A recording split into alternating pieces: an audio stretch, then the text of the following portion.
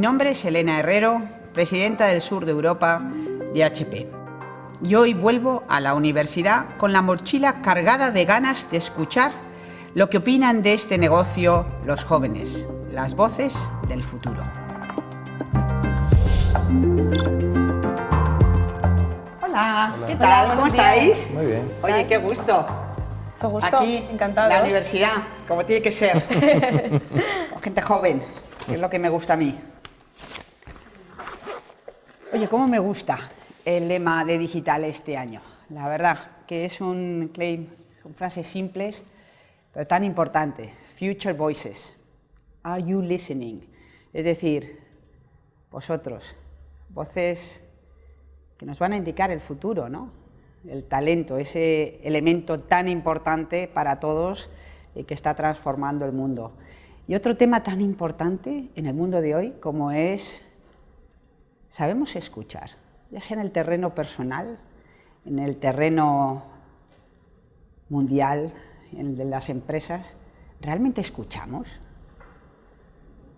O sea, dos conceptos que me parece importante y de hecho lo vamos a hacer de la mano de estos dos jóvenes, Cristina y Juan Manuel, que precisamente sois pues voces que nos van a indicar ese futuro, ese talento que realmente, de la mano muchas veces de la tecnología, evidentemente como elemento transformador, pero donde el factor humano realmente es tan importante, ¿eh? Tenemos que hacer la tecnología más humana y por otra parte el factor humano es lo que va a diferenciar la tecnología, ¿no?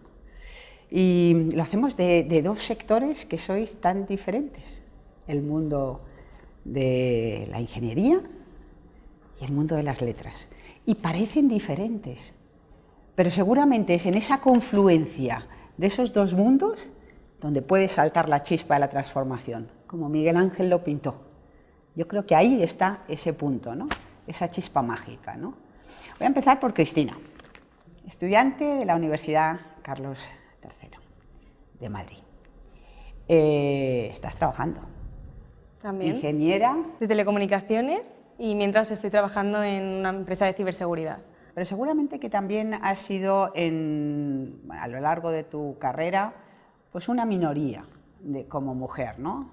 Y se ha escrito muchísimo de por qué las mujeres no estudiamos estas carreras STEM, ingeniería, pero todo lo que tiene que ver con el mundo STEM.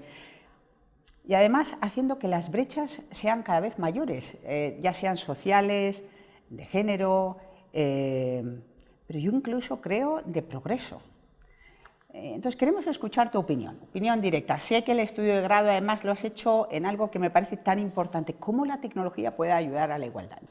Bueno, pues como tú dices, Elena, es verdad que a día de hoy en el sector STEM la diferencia entre el número de hombres y el número de mujeres es que sigue siendo muy clara. Yo desde que entré en la carrera hasta que he estado trabajando siempre he estado en una minoría muy clara. Entonces, a mí lo que me impulsó era este constante cambio, porque al final estamos en un sector que se basa en la innovación. Entonces, es el que menos barreras debería tener, es el que más yo veía que podía prosperar, podía crecer profesionalmente. Entonces, yo entiendo que si en los medios nos bombardean con hombres de éxito y nunca vemos estas mujeres, pues a lo mejor tú no tienes un referente que te anime y te cierras esta puerta a ser ingeniera cuando es un mundo precioso.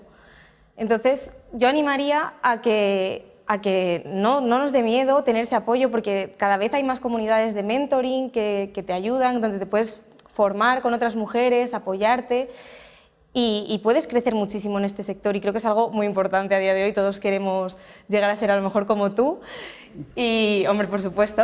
Mucho mejor que yo.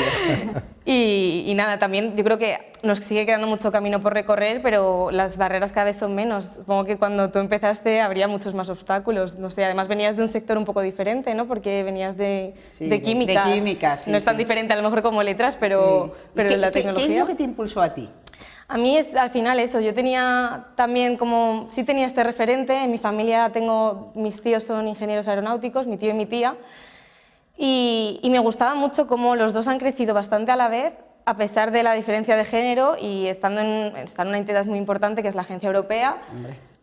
Y me parecían unas personas inteligentísimas, yo siempre he querido saber tanto como ellos y poder pues eso, seguir aprendiendo porque es un sector que está en constante movimiento y es adaptarse o morir. Me encanta el brillo que tienes en los ojos cuando lo cuentas. Si hay algo que realmente podamos transmitir hoy es esa ilusión que tienes por precisamente en un área tan importante. Sí. Sí, es verdad. La verdad es que me gusta mucho y sobre todo desde que empecé a trabajar y pude aplicar como todo lo que había aprendido, vamos, le he cogido un gustillo, que de aquí no me echan ni con agua caliente. Exactamente. Así que nada, pues yo ya aprovechando que te tenemos aquí, una persona como tú, pues eso, me gustaría saber tú cómo has visto la evolución a lo largo de los años, sobre todo en el papel de la mujer, si tú te has encontrado obstáculos hasta llegar hasta donde estás ahora mismo.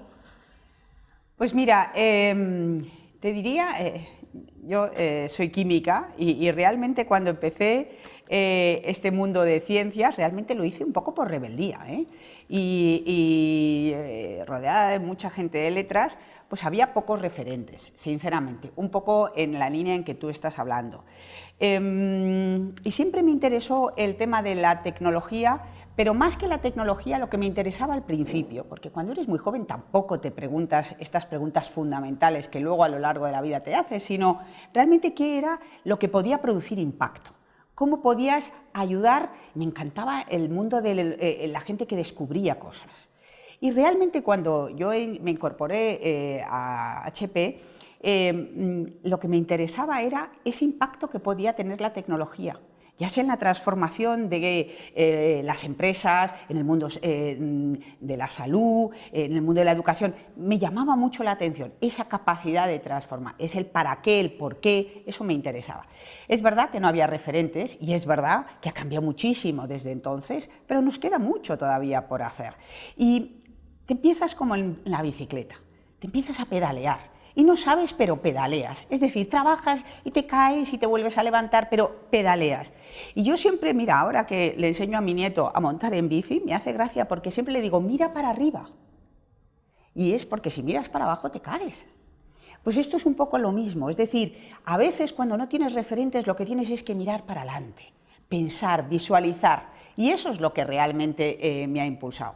Yo siempre digo que durante estos 30 años he sido una persona enormemente afortunada por estar en un sector que es transformador, que he visto el impacto que está teniendo, que fijaros, hoy en día prácticamente no hay sector, no hay área en la vida profesional y personal que haya, pero también la suerte de trabajar en una compañía que tenía los valores de entender la importancia de las personas, de la diversidad, de la inclusión, de la diferencia, de la creatividad. Y eso, bueno, pues es lo que me ha hecho estar tanto tiempo en un área y en una compañía como la que tengo. O sea que, bueno, sí, al final sin las personas no hay tecnología. Absolutamente. Bueno, yo eso creo que, vamos, ahí nos vamos a encontrar todos, ¿eh? Si no hay personas, no hay tecnología.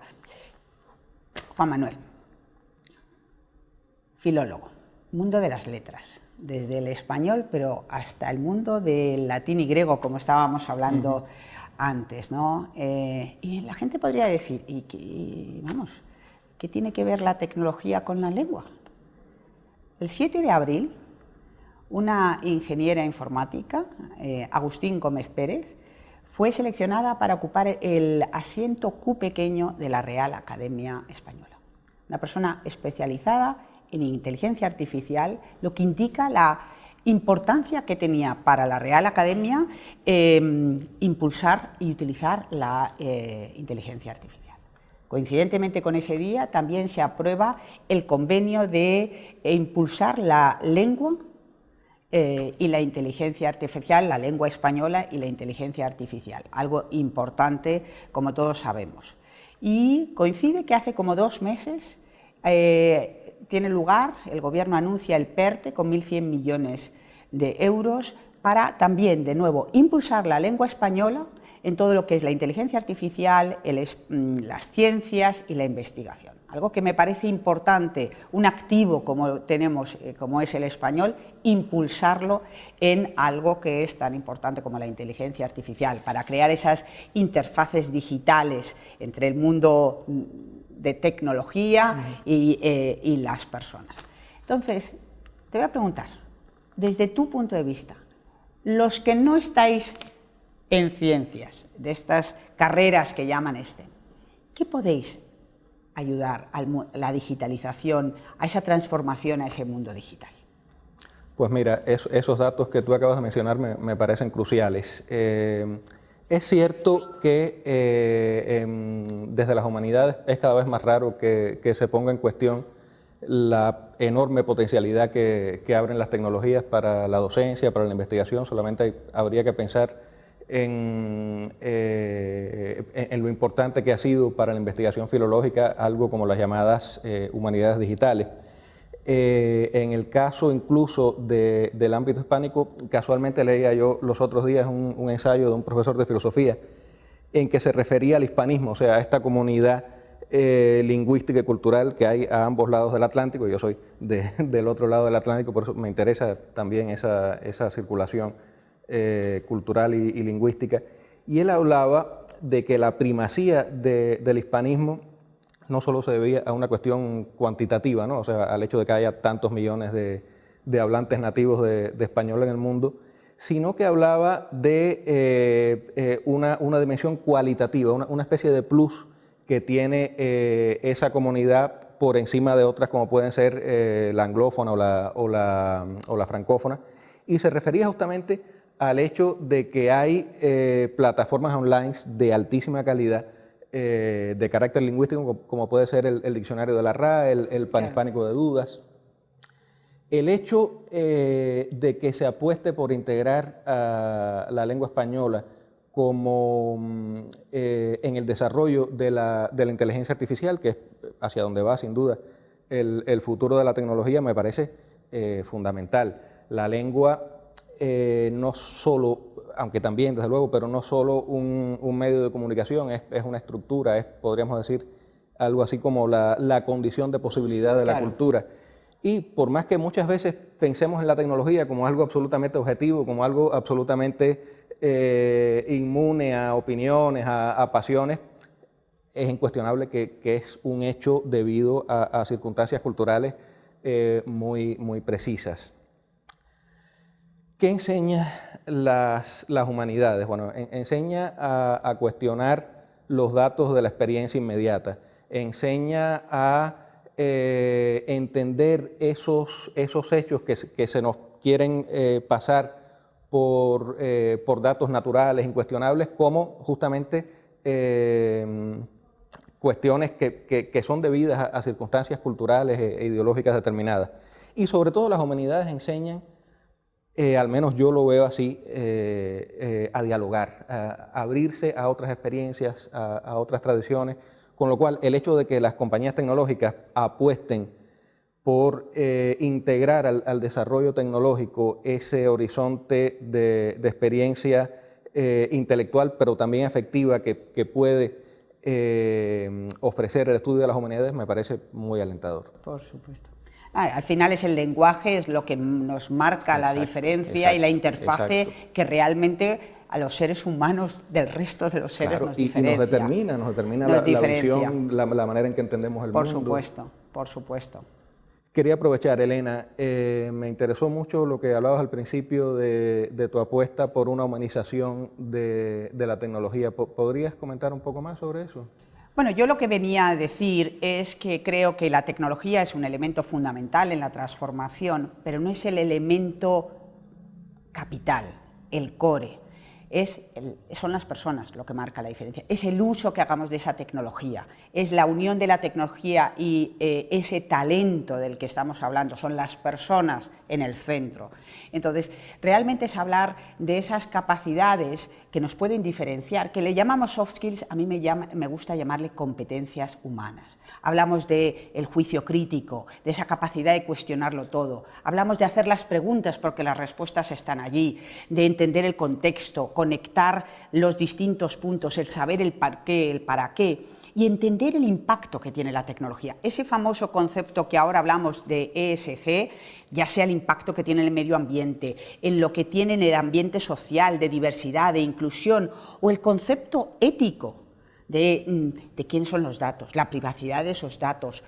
No podemos eludir esa responsabilidad. La tecnología claramente tiene que ser más humana, y es realmente el factor humano lo que nos va a diferenciar de la tecnología.